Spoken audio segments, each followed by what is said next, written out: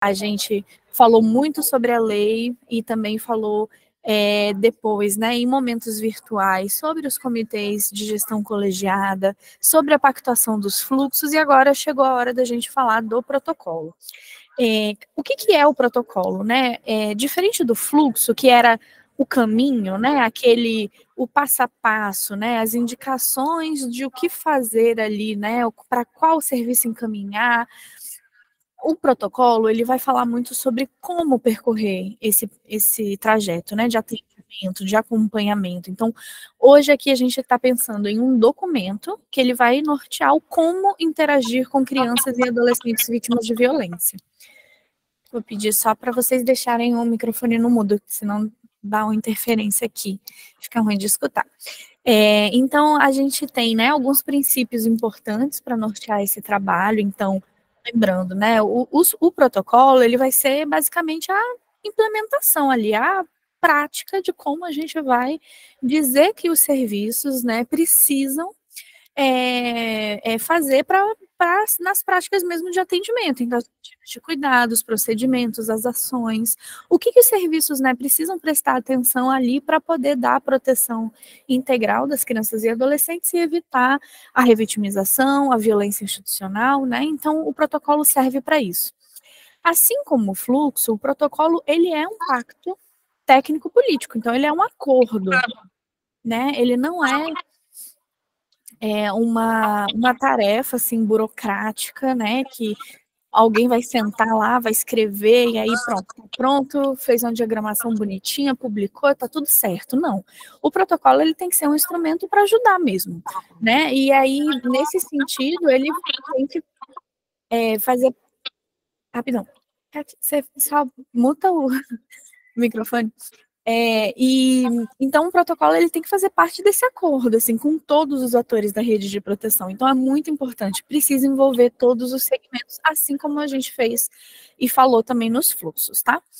E essa é uma oportunidade também da gente aprofundar alguns cuidados específicos. Então, o fluxo, ele não tem muito espaço, né, para escrever algumas particularidades. O fluxo, ele é um caminho ali, só o apontamento, né, do passo a passo. Já aqui, a gente tem uma oportunidade de colocar um conteúdo a mais. Então, a gente, dependendo do contexto do seu município, né, talvez você tenha um município que tenha uma questão específica com crianças indígenas, e aí seja uma oportunidade legal também de dar orientações específicas para diferentes contextos, diferentes, né, diversidades, questões com algumas populações específicas ou diferentes violências também. Então, esse é um momento em que isso pode ser muito interessante. Agora, eu falei isso na nossa último encontro, eu vou repetir de novo, a gente precisa sempre contemplar a violência institucional. Lembrando, né, gente, que a lei 13.431 da escuta protegida, um dos principais objetivos dela justamente é enfrentar a violência institucional. Então, que é a violência institucional? É aquela que, né, a gente falou disso também nos outros momentos, nasce da revitimização, dessas práticas que são cometidas e que prolongam o sofrimento, ou que fazem a criança se sentir culpada pela violência que sofreu, ou que, por exemplo, infringem, né, o sigilo, a confidencialidade, a privacidade das crianças e adolescentes. E a violência institucional, ela pode ser cometida pelos agentes públicos, né, no exercício da sua função. Então, é importante que o protocolo e o fluxo, né, possam prever essas situações de o que acontece se uma criança sofre uma violência institucional, o que a gente precisa fazer nesses casos, tá bom?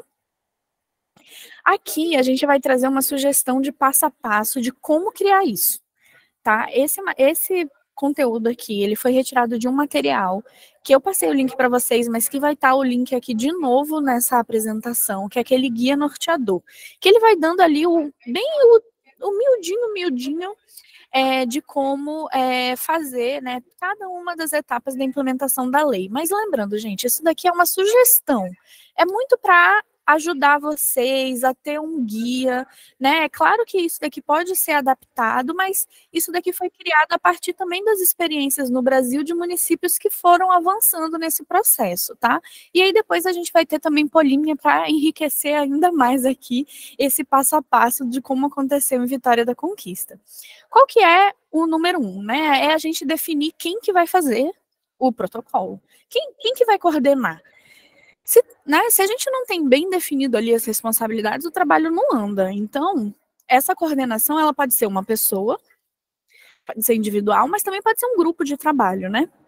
Importante é que isso esteja ligado ao comitê gestor, né? Que sejam membros do comitê gestor ou que estejam ali muito próximos, participando, né?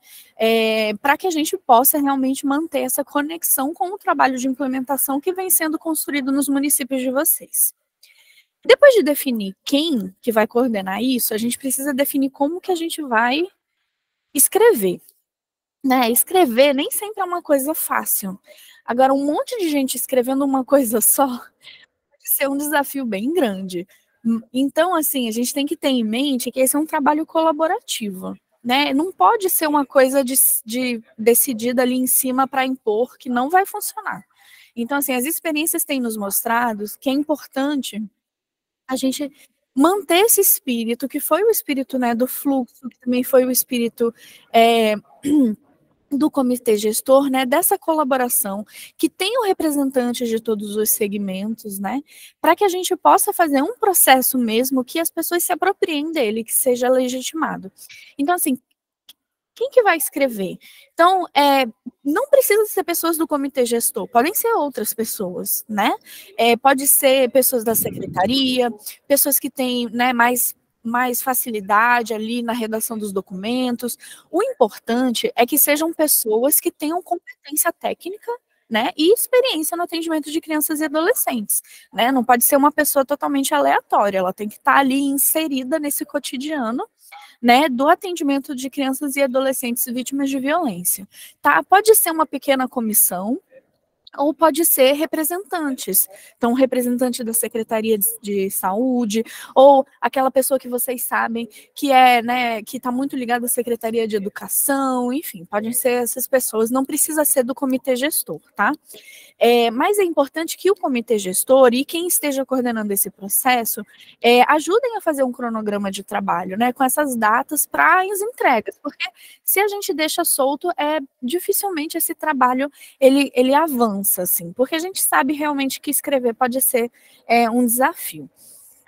Algo que vai ajudar muito a escrever é justamente partir de modelos existentes, né, como de Vitória da Conquista, e definir essa estrutura geral da cara. Então, quem estiver coordenando pode dizer, olha, o documento vai ter mais ou menos aqui esses capítulos, tá? E a partir desses capítulos a gente vê também quem que vai escrever cada uma das coisas. A recomendação é que vocês possam seguir uma lógica de atendimento mesmo, de acompanhamento, que a pessoa que leia consiga entender esse fluxo, né? Porque afinal de contas o protocolo apoia o fluxo de atendimento e que a criança e o adolescente estejam sempre no centro, né?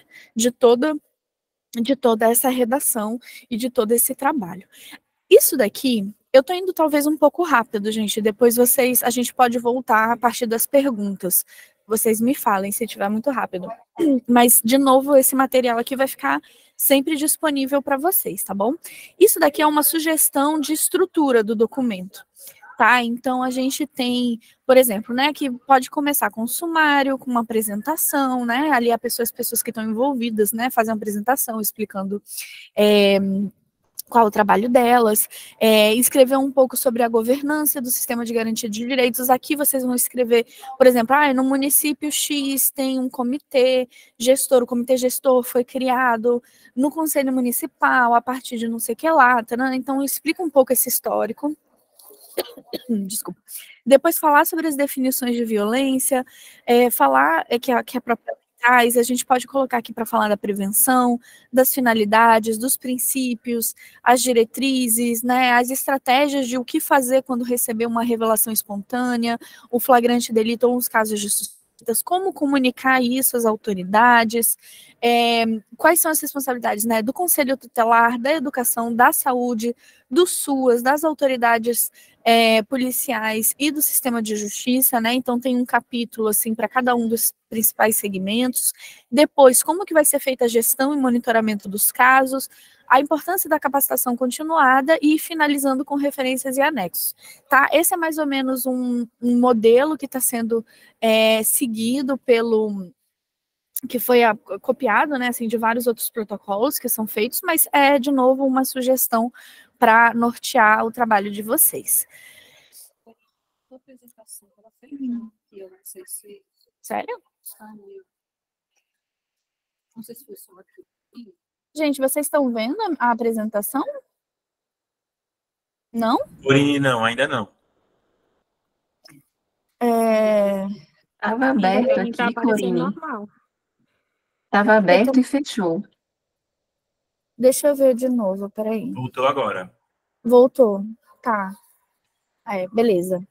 Mas vocês viram quando eu estava apresentando o seminário, né? O sumário, etc., não foi? Eu não consegui ver.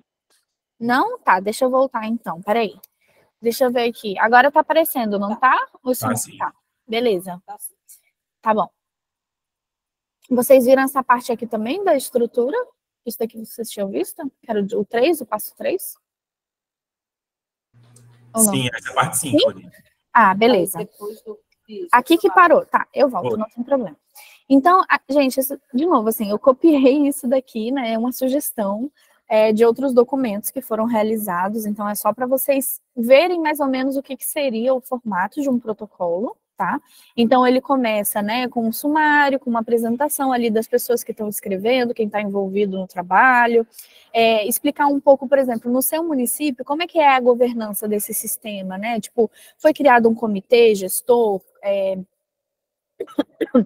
esse comitê, ele está ancorado onde, assim, no Conselho Municipal? Então, aqui vocês podem contar um pouco como é que o município de vocês se organizam, e depois, os próximos capítulos, né, eles são muito uma reprodução mesmo do que a lei traz, né, de quais são as definições de violência, de como a prevenção é importante para a proteção, as finalidades dessas intervenções. Então, esse conteúdo aqui, assim, eu não queria que vocês se assustassem, porque pode parecer muita coisa, mas isso daqui tudo, gente, a gente já tem conteúdo, esse conteúdo já existe, né? Não precisa inventar a roda e escrever tudo do zero, tá bom, gente? Porque, assim, esse é um conteúdo que a lei traz, que os guias trazem, né? Que pode ser adaptado no protocolo do seu município, tá?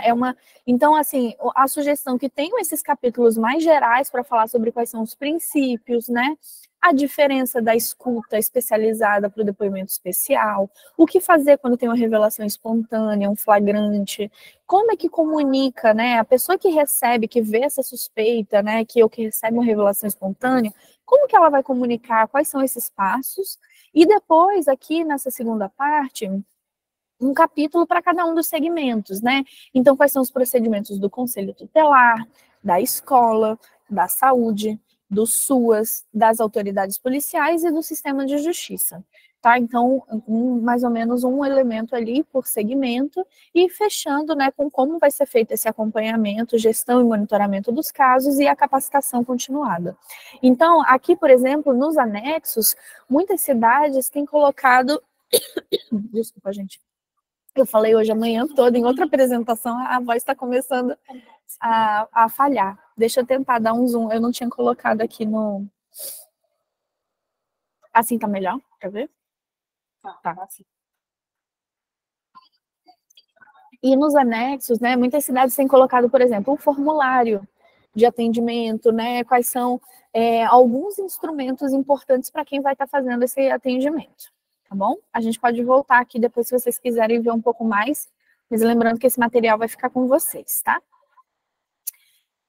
Então, assim, a partir dessa estrutura, então, assim, a gente definiu quem vai coordenar esse trabalho, né?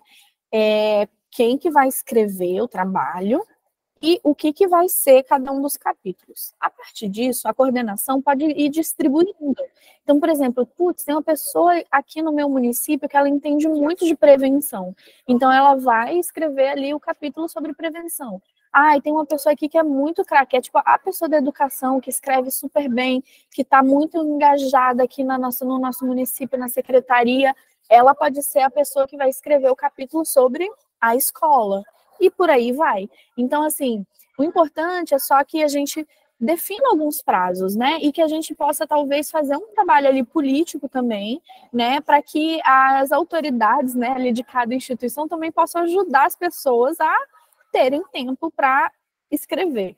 Eu sei, gente, que isso é um desafio. Vocês já devem estar olhando para mim assim, do tipo, meu Deus, eu tenho muito trabalho, né? E é uma sobrecarga e a gente apaga incêndio e é o dia inteiro, assim, como que eu vou parar para escrever, né? Isso realmente pode ser um desafio muito grande, mas lembrem que isso daqui é um investimento. Quanto trabalho poderia ser poupado se às vezes a gente pudesse ter um documento que mostrasse, olha, gente, é assim que o trabalho tem que ser feito. Isso é um investimento no futuro para um trabalho de fato mais integrado, mais acordado entre cada uma dos atores da rede de proteção, um trabalho que possa ser mais fluido e que de fato possa proteger mais as crianças e adolescentes, tá? Então, realmente é um trabalho de muita importância. Depois que cada um dos capítulos estiverem prontos, a gente tem ali a consolidação, né? Então, cada um vai ter escrito de um jeito e vai caber a coordenação agrupar tudo isso, harmonizar esse texto, né, para que não fiquem coisas repetitivas, para que o todo faça sentido, né? E aí é importante, gente, manter uma linguagem simples, acessível, direta, né? O meu sonho é que as crianças e os adolescentes pudessem pegar esse protocolo e pudessem falar, olha, eu estou entendendo isso daqui e estou também podendo aqui reivindicar os meus direitos, assim, que fosse um material acessível o suficiente também para as crianças e adolescentes. Eu sei que também isso também pode ser um desafio muito grande, mas estou aqui só mesmo provocando para a nossa conversa, né? Mas nada, gente, não precisa ser... Eu sou advogada e eu detesto aqueles textos jurídicos rebuscados que ninguém entende nada. Eu acho que isso não é... Aqui é a gente tentar ser um documento que realmente ajude o trabalho, tá? Então, assim, é uma norma técnica, tá? Que tem que ser seguida, porque ela vai estar baseada, obviamente, na Lei 13.431. Então, o tom não é um tom, assim, de guia opcional, tá? É uma norma técnica que está sendo pactuada com todos os serviços para ser seguida. Esse é o tom também do documento. E aí, gente, eu já estou acabando, essa aqui é o último passo, se não me engano, que é a validação. Então, é justamente depois desse documento, quando estiver finalizado, ele volta para o comitê gestor em uma sessão específica para que todo mundo, né, dê o ok. Então, é importante enviar esse documento antes, para que as pessoas possam ver. E aí, a gente recomenda também utilizar esses recursos visuais para facilitar um pouco essa compreensão do documento como um todo.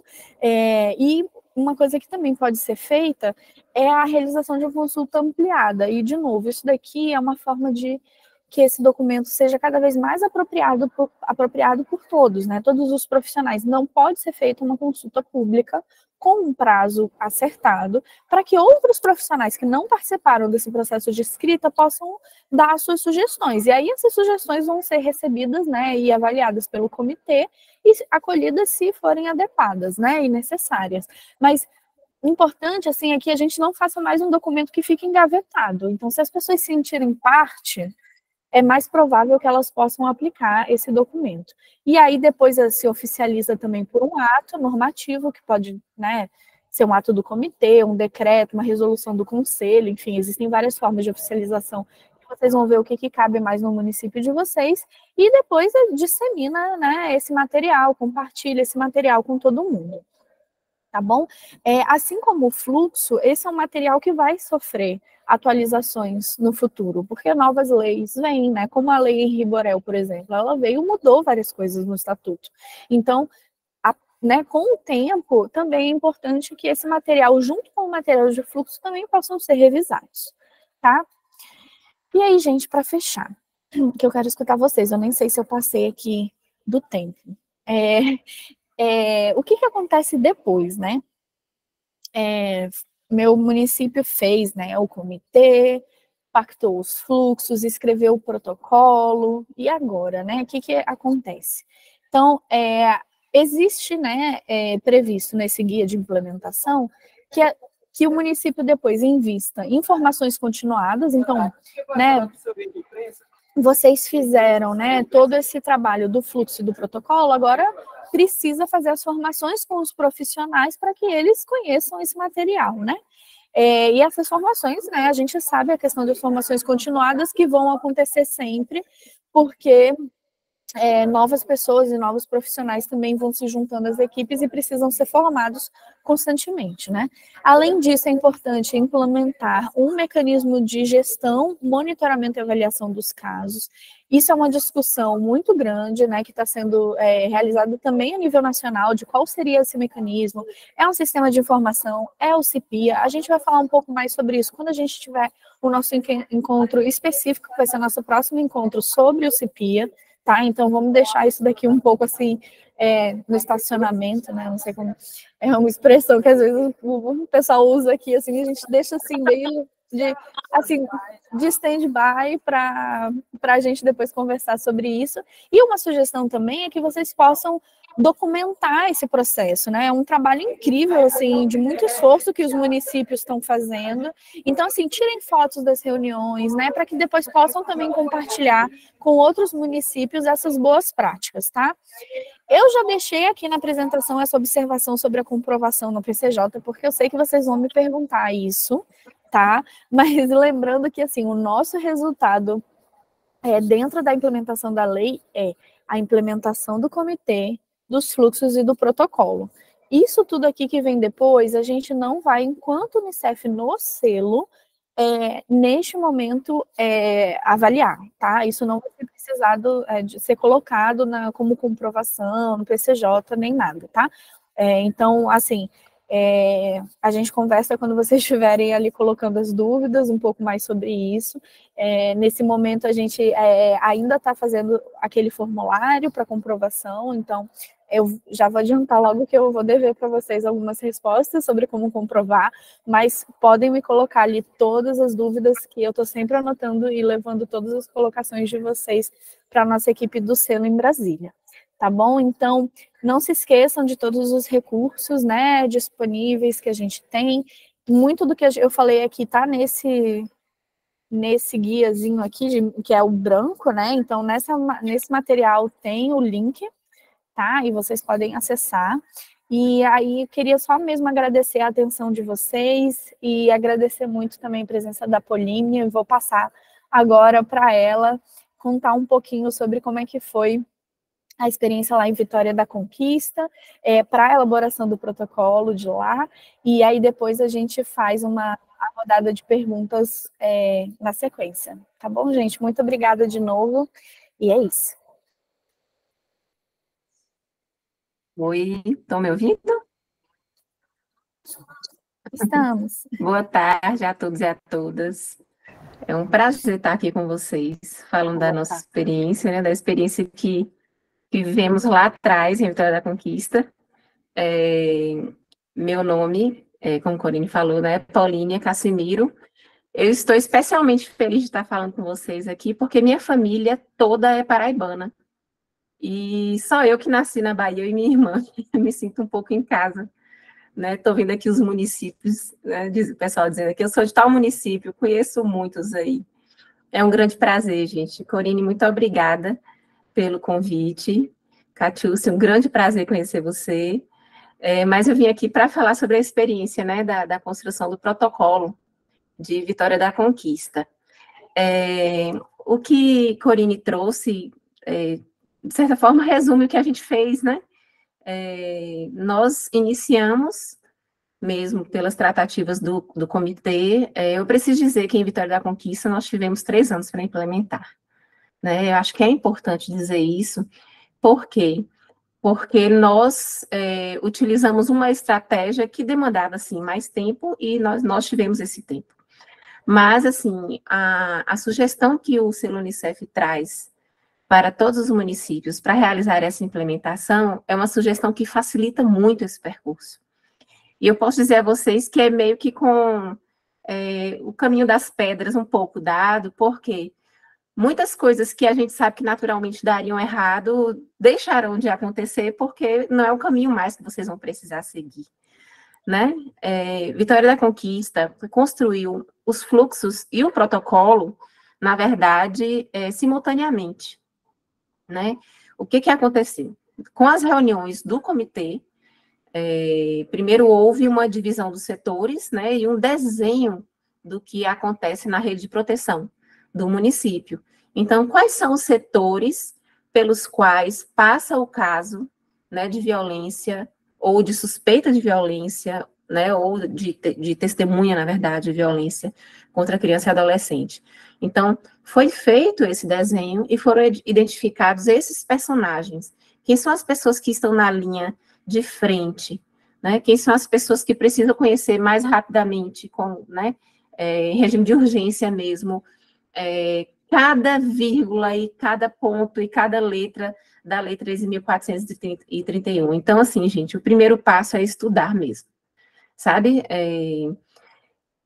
Era para ter dito no início, mas hoje eu estou trabalhando como consultora de proteção, sou colega de Catiúcia, agora pelo CDJBC, né, de Sergipe, com a equipe aqui de Bahia, Minas e Sergipe, né, e assim, a gente conversa muito com os municípios no sentido de que, sem estudar o que a lei propõe e o que o decreto, na verdade, né, se aprofunda no contexto da lei, é muito complicado para a gente implementar a lei, tá? Por quê? Né, no fluxo, nos primeiros passos do fluxo, a gente termina fazendo o desenho do que já há no município, né? Quando os articuladores me procuram, eu sempre digo, Catiúcia, o que já há no seu município? Né? O que vocês já realizam nesse contexto de proteção? Porque se a gente for observar, gente, muito já está sendo feito, muito do que a própria lei prevê já está sendo feito.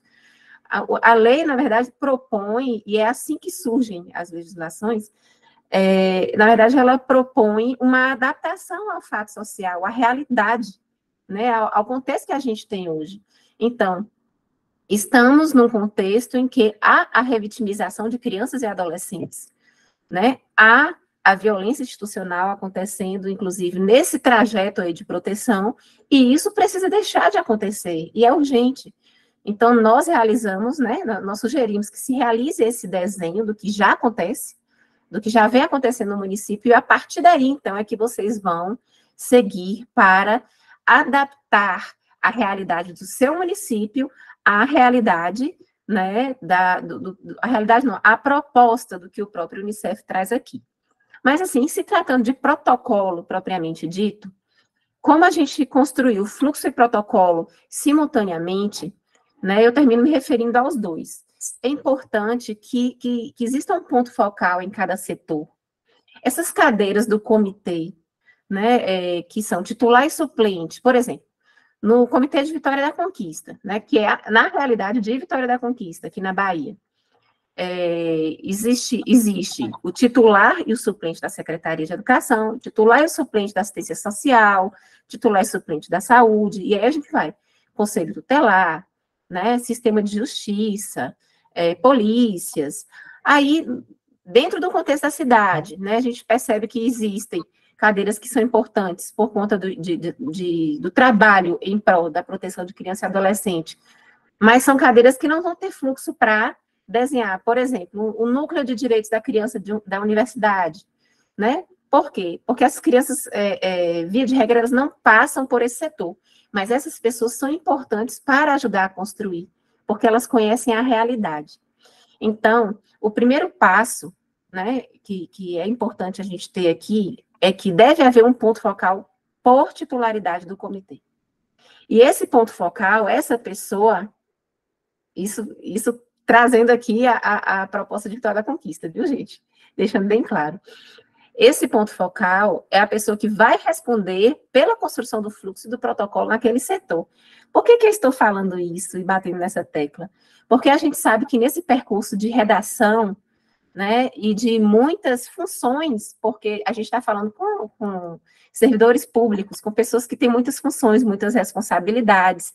É como a Corinha acabou de dizer aqui, se a gente deixar, por exemplo, o fluxo da educação nas mãos de 4, 5, 6 pessoas, em algum momento aquilo vai ficar confuso, as falas vão ficar desencontradas, e até por conta do tempo que é necessário também para fazer a coisa acontecer. é importante que uma pessoa se responsabilize pela dinâmica do grupo. Então, para a construção desse protocolo, foi destacado um ponto focal, por exemplo, eu estava como coordenadora do Núcleo de Prevenção e Monitoramento nas escolas. Eu era o ponto focal da educação. Então, eu tinha a responsabilidade de, na educação, identificar quem eram as pessoas que trabalham diretamente com os casos de violência ou de suspeita, ou seja, aquelas figuras que estão fazendo trânsito na escola também, né? Um representante, inclusive, do núcleo pedagógico, né? Alguém da procuradoria, e aí a psicóloga desse núcleo, né, que eu trabalhava, assistente social, e a gente montou uma equipe para a construção desse fluxo. Foi dado um prazo, e aí houve reuniões, e isso se repetiu em todos os setores, tá? Isso se repetiu com a saúde, isso se repetiu com o Conselho Tutelar, isso se repetiu com o sistema de justiça, todo mundo fez, deu tempo para que cada um começasse a redação do texto com base no desenho do próprio fluxo, né? O caso foi notificado, quais são os primeiros passos? E aí começou a haver a redação do documento, para depois, né, que todo mundo passou por esse texto, haver uma reunião. E todos, né, daquele setor ainda tiveram a oportunidade de fazer seus acréscimos, e aí a gente percebeu que muitas ideias foram surgindo. E alguns caminhos que já não valiam a pena mesmo já foram retirados ali daquele protocolo, ainda vamos chamar de setorial, certo? Depois, né, de algumas reuniões, mas eu creio que 2 reuniões sejam suficientes para que você lance, né, a proposta e para que você feche o protocolo, né? Depois dessas reuniões é que houve a reunião já entre setores, tá? Então, a primeira reunião é a reunião que a gente chama de entre pares. Só as pessoas de dentro daquele setor como é que se diz? Do caminho pelo qual percorre o caso da criança, não a criança, mas o caso. Né? Então, somente as pessoas, por exemplo, da saúde, construíram a parte do seu protocolo e a sua parte do fluxo, tá? Depois dessas reuniões, desse documento fechado, né, entre pares, é que começou a haver as reuniões em que a gente misturou esses atores. Nessas reuniões, é importante, né, alguma coisa aconteceu e foi muito importante para o sucesso dessas reuniões, que todo mundo que participasse já tivesse lido as outras partes. Então, por exemplo, na minha experiência, né, participei da redação do fluxo da educação, mas no dia X, eu fui para a reunião para lidar com o fluxo da saúde. Antes disso, eu já li o fluxo da saúde. Então, eu, né, como pessoa responsável pelo fluxo e pelo protocolo da educação, eu já sabia o que levar de contribuição para os meus colegas ali da área da saúde. Olha, aqui é importante que quando acontecer um caso, uma revelação, né, de uma criança na escola, ou então o caso de uma criança que, porventura, tenha sofrido a violência antes de ir para a escola, a gente sabe que é caso de provavelmente ir para a rede de saúde. Então, tem ajustes que precisam ser feitos, e esses ajustes, eles surgem nessas reuniões, que já não são entre pares, né, quando a gente começa a misturar. E a discussão é muito importante. Eu preciso dizer a vocês que essas reuniões já intersetoriais, elas proporcionaram a nós muito mais do que a qualificação e a qualidade do documento, do protocolo. Terminou acontecendo, Catiúcia e Corine, a aproximação desses setores, sabe? A gente conseguiu, inclusive, resolver situações que eram situações que aconteciam muito entre escola e conselho tutelar, porque a gente sabe que o dia a dia, aquela rotina, né, aquela pressão do trabalho, a gente sabe o que é trabalhar com prevenção e repressão à violência, né? É pesado, é complicado. Tem alguém compartilhando aí, viu? Compartilhando tela, só para vocês saberem. Isso proporcionou também esse ajuste de ideias, né? E essa aproximação facilitou outras ações intersetoriais. É importante vocês saberem que isso vai facilitar também outros caminhos, não é só a implementação da lei da escuta protegida. Para finalizar, que eu sei que meu tempo já deve estar acabando, após essa reunião, recapitulando, as reuniões e a construção do protocolo setorial entre pares.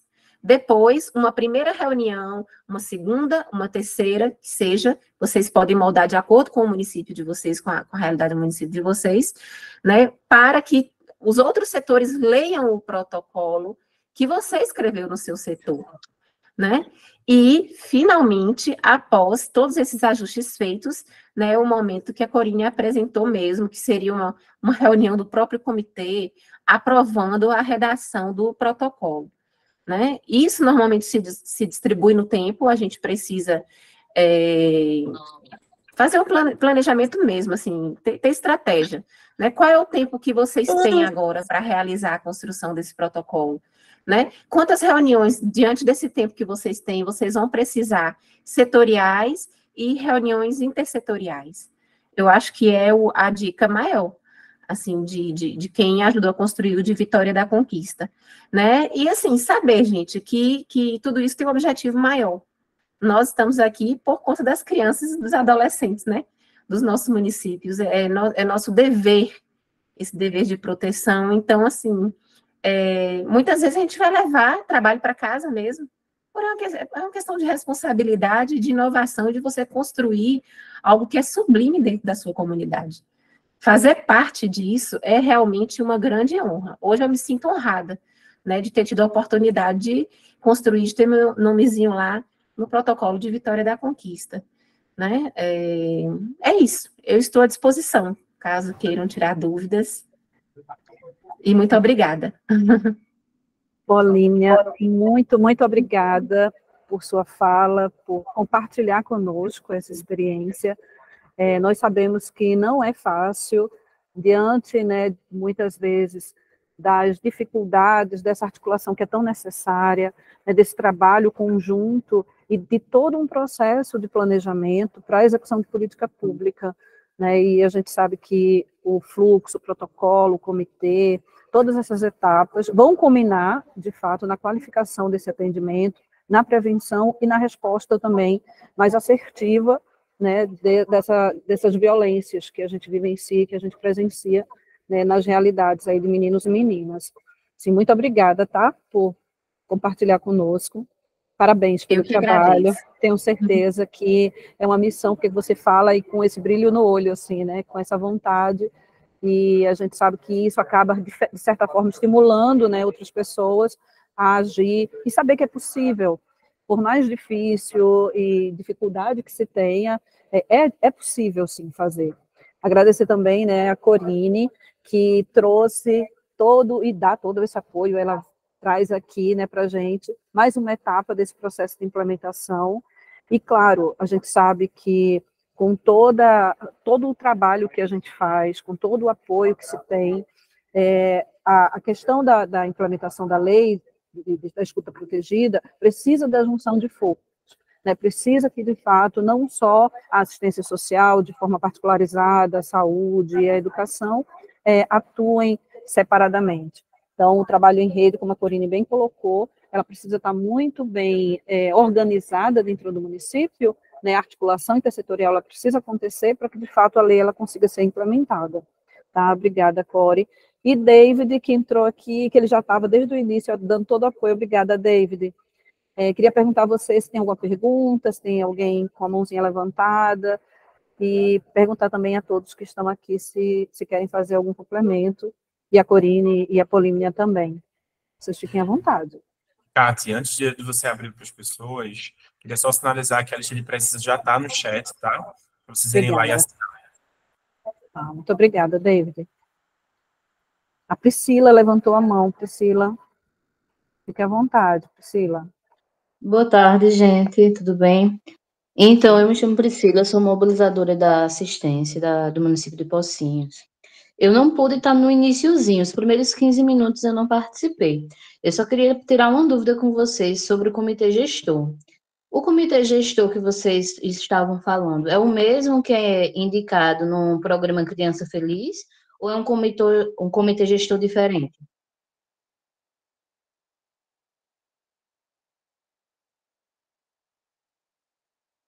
Oi, Priscila.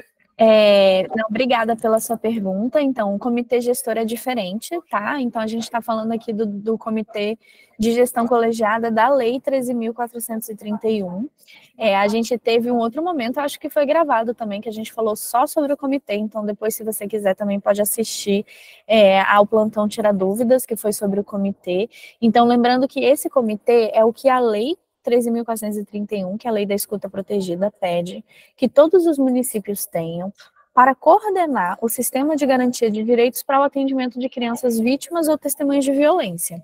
Então, esse comitê, ele tem até uma resolução do CONANDA que foi publicada esse ano, 235, que é uma resolução que vai dar ali também algumas orientações para os municípios, sugerir que os municípios criem esses comitês no âmbito dos conselhos municipais de direitos da criança e adolescente, mas existem municípios também que têm outros formatos, outras configurações. Esse comitê vai ter um representante de cada uma das secretarias, dos segmentos que estão ali para trabalharem juntos, né, e vão ser os responsáveis por pactuar o fluxo. Então, como o Polímnia também contou, né, tinha um comitê, né, em Vitória da Conquista, eles fizeram um trabalho juntos de pactuar os fluxos de atendimento e o protocolo de atendimento, tá? Então, isso é muito importante.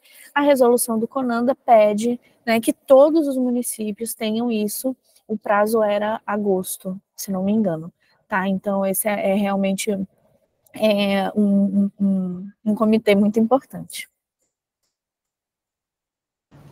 E nós podemos, tá, Priscila, já para, eu não sei se você participou desse momento que a Corine citou, nós podemos socializar com você e com todos, né, quem precisar, esse espaço, né, que houve do plantão sobre, na verdade foi um encontro sobre o comitê, e nós realizamos posteriormente um outro, né, Corine, sobre os fluxos e agora os protocolos. Nós estamos num processo de instrumentalização mesmo de todos sobre a implementação da lei, né, da escuta protegida. E aí, a gente sabe que é muita informação, e para facilitar esse processo de implementação, a nossa estratégia foi realmente discutir por etapas, porque aí, de fato, fica mais fácil o entendimento, sabendo que tem uma interlocução, né, todas essas etapas, e que, claro, vai culminar na implementação de forma mais articulada, né, mais organizada e sistematizada. Uma coisa também que é bem importante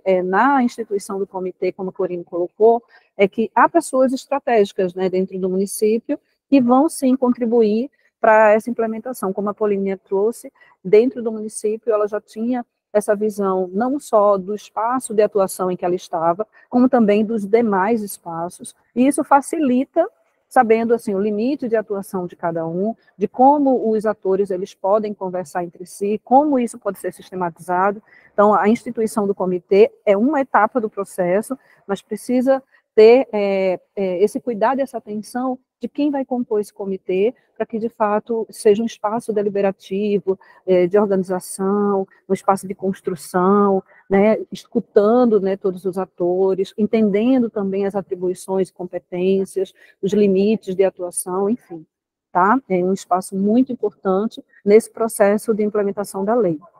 Tá bom, Priscila? Espero, né, que a gente tenha contribuído aqui também. E a Corine ficou bem para você. Acho que tem uma pessoa. Aí, ótimo. Corine já colocou. Corine é maravilhosa. Ela já colocou o link.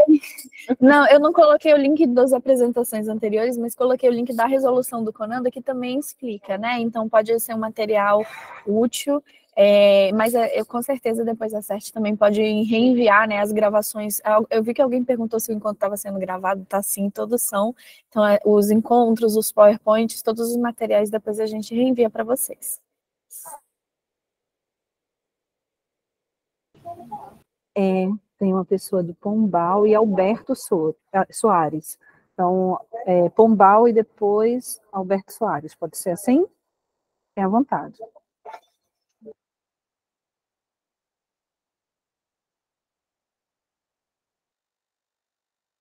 Eu não sei o nome. Oi, Pronto, boa tenha vontade. tarde. Nós somos do CREAS de Pombal e eu tenho uma dúvida nesse seguinte quesito.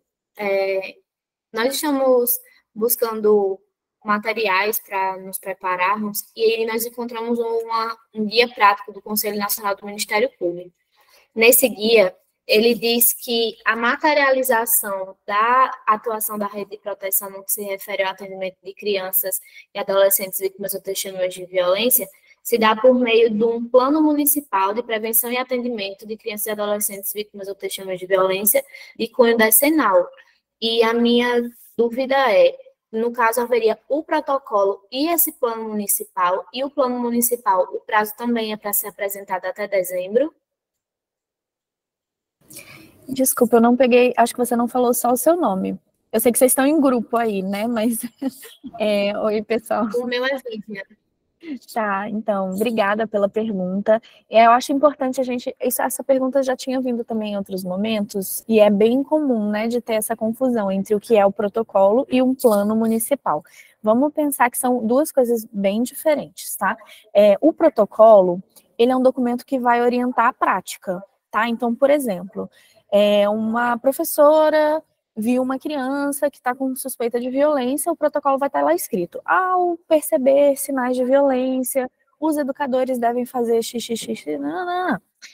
O plano não é isso. O plano, ele é realmente a execução da política. Então, é assim, o que as secretarias, qual é a responsabilidade de cada uma das secretarias, como buscar o orçamento público para a execução, quais são as metas, os indicadores. Então, por exemplo, geralmente, né, nos planos municipais, a gente tem metas, tem indicadores de acompanhamento. Então, por exemplo, poderia ter ali escrito que X crianças devem ser apoiadas, que a responsabilidade do conselho vai ser essa, que os municípios vão fazer campanhas, vão elencar uma série de atividades e ações, porque é um plano do que a gente vai fazer, enquanto município, enquanto rede de proteção.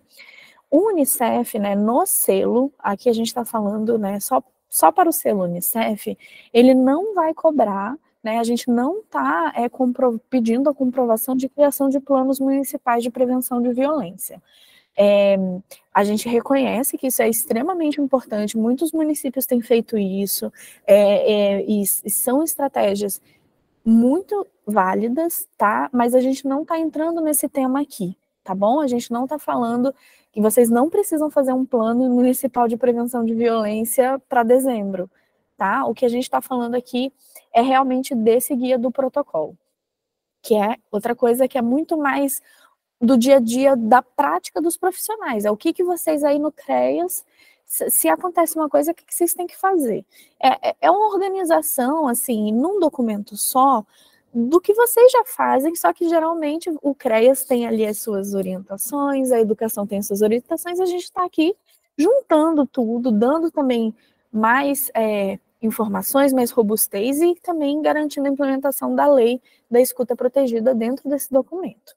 Eu vi que a Polínia levantou a mão, então fica super à vontade também para me complementar. Corine, eu estava pensando aqui, com base no que você vinha falando, só para ver se está na linha de raciocínio da pessoa que perguntou. O protocolo, ele geralmente, né, ele tem uma estrutura dual. Né? A primeira parte é mais conceitual, né, explicando o que é a rede de proteção, quais são as institucionalidades previstas pela Lei 3.431, e é tudo aquilo que Corine trouxe, no sentido de, que inclusive Corine falou, isso já existe, pronto. Né? Pode parecer muito trabalho, mas tem toda uma construção que já existe. Né? Só que na segunda parte, vocês vão redigir uma proposta mesmo de como agir. Então, eu acho que é essa diferença, né, que a Corine estava trazendo aqui, na verdade, pensando no protocolo de Vitória da Conquista, essa é a diferença pontual dentro do protocolo, né, comparando com o plano. Se você for ler no protocolo, inclusive, tem municípios que escolhem o formato de POP, né, de procedimento operacional padrão. Vitória da Conquista não escolheu esse modelo, mas é mais aquele passo a passo, entendeu? O caso foi notificado no setor tal, né? Quais são as variáveis desse caso? né? É um flagrante, é uma situação em flagrante, é uma revelação espontânea, é uma suspeita, e os caminhos que serão traçados, percorridos a partir do que o próprio caso vai trazendo. Então, é como se fosse mesmo um passo a passo, sabe? Como é que você vai construir essa linha de proteção? No protocolo, você vai fazer isso. Você vai desenhar o passo a passo. Inclusive, se vocês forem consultar o protocolo de Vitória da Conquista, ainda sugere falas, para evitar mesmo, porque assim, é um documento que foi feito para ser lido, né? Para ser lido e para ser utilizado pelo pessoal da rede de proteção. Então, a joia, a Corine compartilhou aqui. Então, por isso que precisa ter essa linguagem fácil, como ela falou, porque é o documento que o profissional vai consultar para saber, eu estou nesse caso aqui, então, o caminho que eu vou percorrer pelo protocolo é acionar tal setor, perguntar à criança, única e exclusivamente, o que eu preciso agora saber para lidar com esse caso, porque vai haver o depoimento especial lá na frente. Então, o protocolo é mais, assim, o como fazer mesmo, né, diferente desse plano. Existem, eu não sei se Vitória da Conquista eles seguiram com essa ideia, mas eu tinha a ideia de fazer a cartilha para a rede de educação, sabe?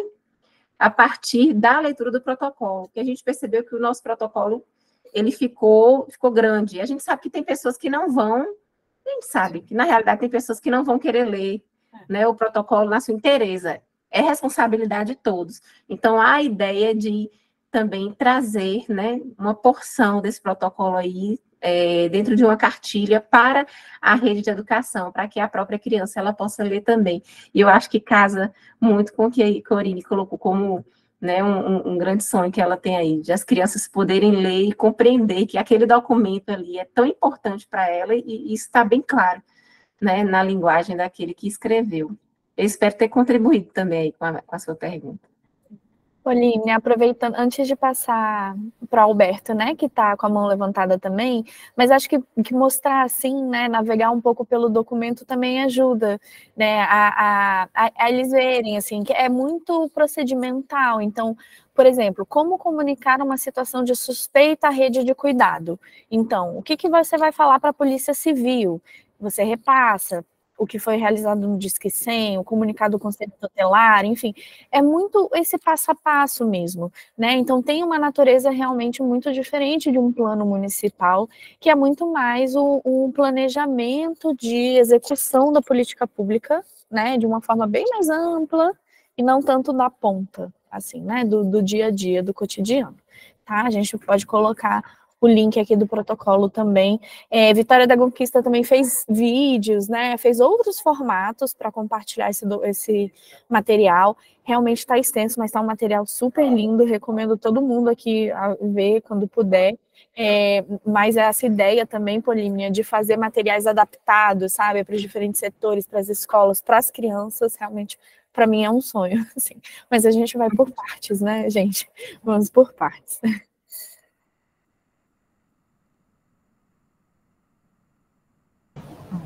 Alberto? Alberto, fique à vontade. Depois de você tem, acho que o Josué. Fique à vontade, Alberto.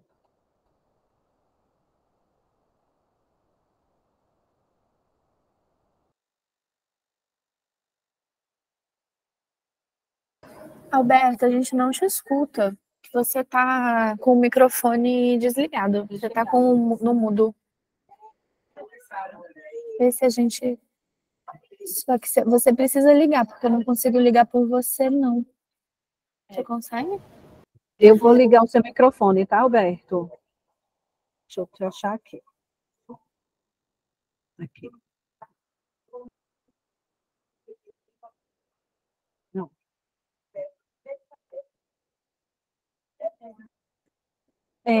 Você pode sair, Alberto, e voltar, porque eu não estou conseguindo ativar o seu microfone aqui. Não sei o que houve. A gente passa, então, para Josué, enquanto vê o seu áudio, tá bom? Pode ser assim, Alberto? Tá bom. Josué, fique à vontade, por favor. Boa tarde a todos vocês. Sou de Feira Nova, Pernambuco. articulador do selo Unicef. Gostaria de saber com vocês onde é que a gente encontra esse link e esse modelo de protocolo. Estão me escutando?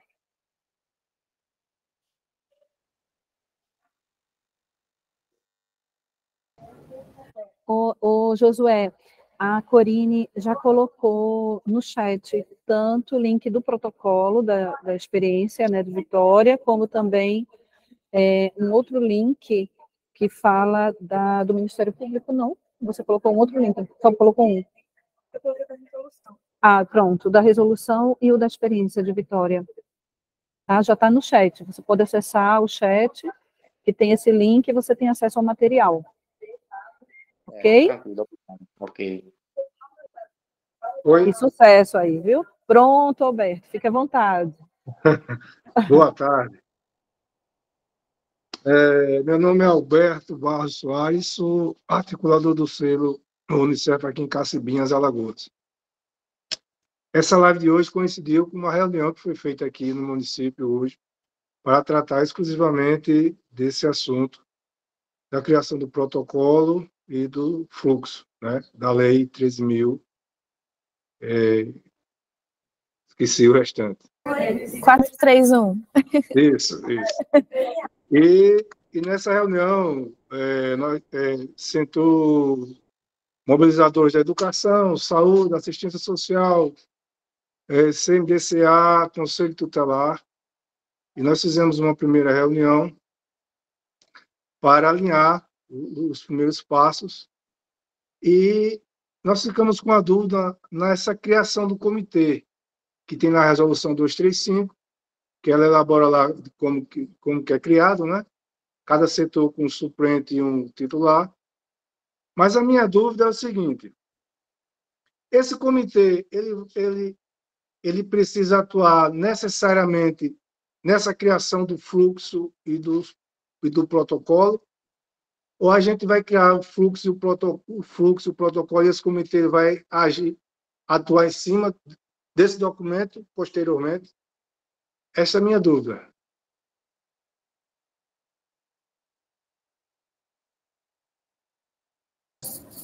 Oi, Alberto, que bom, né? Que bom que está coincidindo aí com esses momentos e que a gente pode ir trocando essas experiências. Deixa eu ver se eu entendi mais ou menos assim a sua pergunta, né? A lei, quando ela foi publicada lá em 2017, depois o decreto de 2018, né, que regulamentou, a resolução que você mesmo mencionou, né, 235 do CONANDA, eles estão sugerindo, né, recomendando, né, aos municípios que tenham um comitê gestor justamente para coordenar, né, e começar esse trabalho de implementar a lei. Então, a ideia é sim, é que esse espaço, né, esse comitê, ele possa criar os fluxos, elaborar os protocolos, e depois esse trabalho não para, né? A gente aqui está falando sobre a comprovação do selo em dezembro, aí, né, ano que vem acaba o ciclo do selo, começa outro ciclo, mas esse é um trabalho que fica para os municípios, é um trabalho continuado, né? Então a gente tem que enxergar isso como um fortalecimento mesmo do sistema de proteção para o seu município, né? Em que você está aí criando um grupo que vai se fortalecer, vai se capacitar para que toda a rede de proteção possa ter uma atuação mais integrada, mais próxima, que converse melhor, os problemas que vocês estavam identificando aí de diálogo possam ser superados, tá? A gente está tentando pensar ali para as crianças e adolescentes que sofreram violência. Então, assim, sim, esse é um espaço, né? O comitê, ele precisa fazer os fluxos, todos os municípios precisam, já é lei, é decreto, é resolução do CONANDA. Então, assim, os municípios têm que, de alguma forma, ter um comitê gestor para poder ter os fluxos pactuados e o protocolo. Depois que esses materiais são criados, o trabalho continua, porque os casos, né, infelizmente, de violência, a gente tem uma situação se agravando, né, no Brasil, a gente tem muitas crianças aí que estão precisando, né, de apoio. Então, esses são ferramentas que ficam para o município para depois monitorar, acompanhar esses casos, e aí o sistema, né, de proteção ele vai se fortalecendo. A ideia, né, da lei é um pouco essa. Eu não sei se eu ajudei se era exatamente isso que você queria saber. Você pode refazer sua pergunta se eu não tiver respondido. Mas a ideia é essa. E se a Polínia quiser entendi. falar... Entendi. No caso, nós iremos criar o comitê, ok? E esse comitê ele pode trabalhar conjunto com a equipe que já está formada. São os mobilizadores, pessoal da Justiça, CMDCA, Conselho Tutelar e assim vai. Certo? E, posteriormente, eu acredito até que o CMDCA tem um papel importante aí nessa parte de monitorar a implementação desse fluxo e desse protocolo, juntamente com esse comitê. É mais ou menos essa ideia que nós temos aqui no município. Mas tirou a minha dúvida. Obrigado pela atenção. Que Deus abençoe a todos. Não, obrigada, Alberto. Obrigada pelo trabalho que vocês têm feito, mas é exatamente essa a ideia mesmo.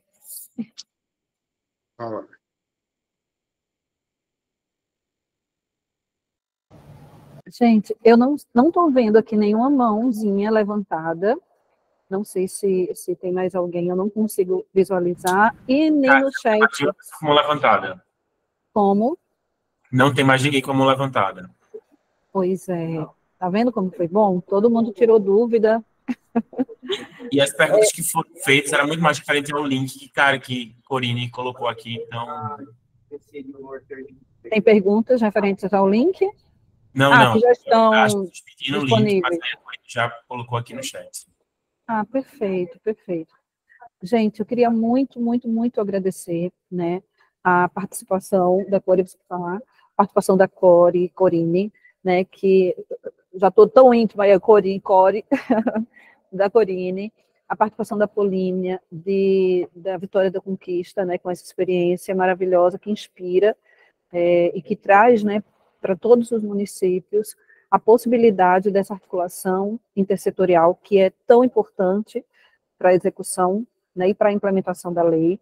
A participação de vocês, porque a gente sabe também das dificuldades nos territórios, dessa articulação, desse processo de implementação, dizer que a ACERT está 24 horas, né, à disposição. De fato, a gente tem uma equipe muito aguerrida. Agradecer ao David, que está aqui atento, né, a todas as perguntas, que abriu a sala, que fez toda essa acolhida. Obrigada, David. E me colocar sempre à disposição de vocês, porque esse processo, como o Alberto trouxe, né, que é constante de diálogo, precisa ser fortalecido. E estamos aqui nesse apoio, né, para fortalecer essa rede, fortalecer a implementação, proteger, responder qualitativamente, né, a essa demanda que é tão latente, que é tão agressiva também para quem é profissional, que se compromete sempre, né, com a garantia, a defesa, a garantia dos direitos dessas crianças, né, e desses adolescentes que vivenciam, né, essas violências. Então, me colocar à total disposição, tá, de vocês, agradecer mais uma vez, e eu vou passar a palavra a Corine e a Polínia para fazer esse fechamento, essas palavras finais. E se alguém ainda quiser falar ou colocar alguma informação no chat, fiquem à vontade, tá bom? Fique à vontade, Corine e Polínia. Vou passar para a Polínia. Se quiser colocar alguma mensagem final. Eu quero agradecer a oportunidade, né, de trocar ideias com vocês aqui, né, em nome aí do CDJBC, e a gente está à disposição, sempre que vocês precisarem, né, e a gente pode contar conosco. É um prazer sempre falar da escuta protegida, e quero deixar um abraço para cada um de vocês aí, e sucesso, gente, vai dar tudo certo. Confia, arregaça as mangas e vai lá. Obrigada, abraço, Polínia. Abraço, Katiuski e Davi. Muito obrigada, gente. Continuem o trabalho, estamos aqui para apoiar vocês. Obrigada, Polínia, pelo compartilhamento. A gente está todo mundo aqui no semiárido, e esses intercâmbios eu acho que são sempre muito legais. Então, muito obrigada, gente. A gente se vê no próximo encontro. Um abraço.